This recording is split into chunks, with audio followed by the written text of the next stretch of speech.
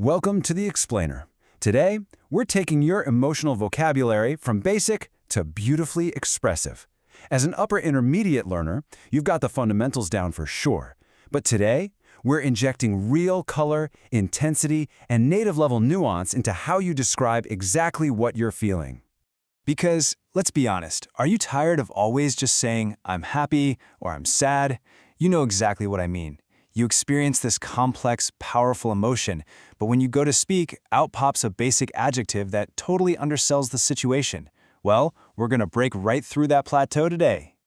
Section 1. Expressing everyday feelings. Let's look at some standard baselines. Take miserable. That is that highly specific, terrible feeling when you've been stuck indoors all weekend because it just won't stop raining.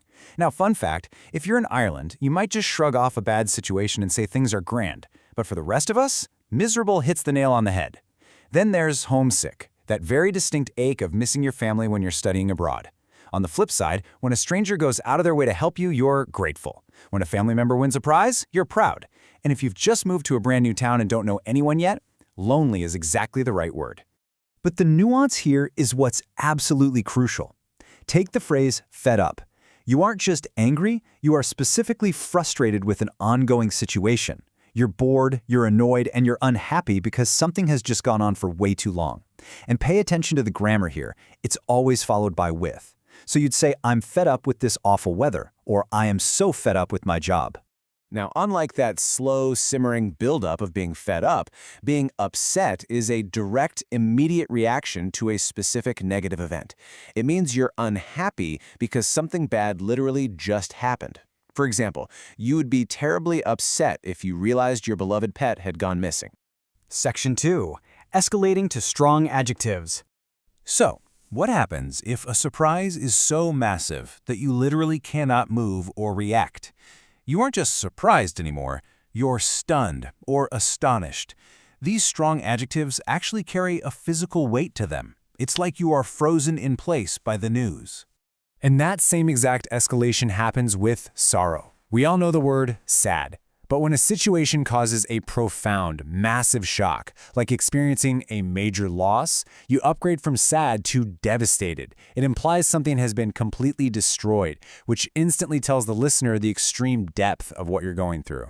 And you definitely don't just have to say "I'm happy" either. When something incredibly positive happens, like maybe you landed an amazing new job, you are thrilled or delighted. These words just sparkle with this electric energy that the word happy simply cannot communicate. Or if you're facing so much information that you are completely lost, you are bewildered. Being confused might mean you just don't understand a single math problem. But being bewildered, that means you've opened an advanced quantum physics textbook and the sheer volume of complex information has left you totally overwhelmed. Section 3. The Grammar of Extremes. Okay, so here's the golden rule. When we use these new, powerful words, we actually have to change the grammar rules that go with them.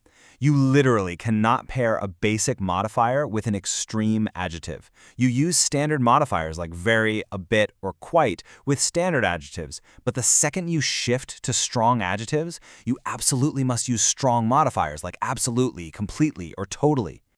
So, for example, you cannot say very devastated. Why? Because devastated already means extremely sad. The extreme meaning is already baked right into the word, making very devastated grammatically redundant. Instead, we match extremes with extremes. We say absolutely devastated. By definition, an extreme is all or nothing, right? You cannot be a little bit of an extreme thing. So do yourself a favor and cross "a bit astonished" out of your vocabulary entirely. If you're astonished, you are entirely frozen in surprise. The only correct way to express this is completely astonished. Section 4. Informal slang and expressions. Let's look at some highly conversational slang starting with "I'm absolutely shattered." When you are physically exhausted after a long day, shattered is the perfect British slang. It paints this vivid picture of being broken into pieces from exhaustion. But English is regional, right? If you're in America, you'd probably just say you're beat. And if you're in Ireland, you'd say you are absolutely knackered. Different words, same exact feeling of extreme exhaustion. Now, what happens when extreme disappointment strikes? Well, you use the word gutted. This one is incredibly common in British English, especially when we're talking about sports. When your favorite team loses a penalty shootout at the very last second, you aren't just sad. You feel it deep down in your stomach. You are absolutely gutted. Then there's gobsmacked. I love this one.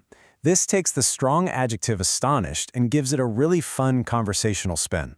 A gob is actually British slang for your mouth, so being gobsmacked literally paints a picture of someone clapping their hand over their mouth in utter shock. It's highly visual, and it's exactly how a native speaker reacts to hearing some wild gossip. Finally, if terrified feels just a little too formal for a casual chat, try the idiom scared stiff. It vividly describes being so incredibly frightened that you can't even move. Your muscles literally lock up. It's a brilliant way to add some dramatic flair to a story, and it pulls the listener right into that terrifying moment with you. So here is the question I want to leave you with today. Which strong adjective or slang expression are you absolutely thrilled to use in your next English conversation? Seriously, start dropping these into your daily chats. Just remember that golden rule: always pair them with strong modifiers like absolutely and completely, and watch how much more dynamic and colorful your English becomes. Thanks so much for joining me for this explainer, and keep practicing.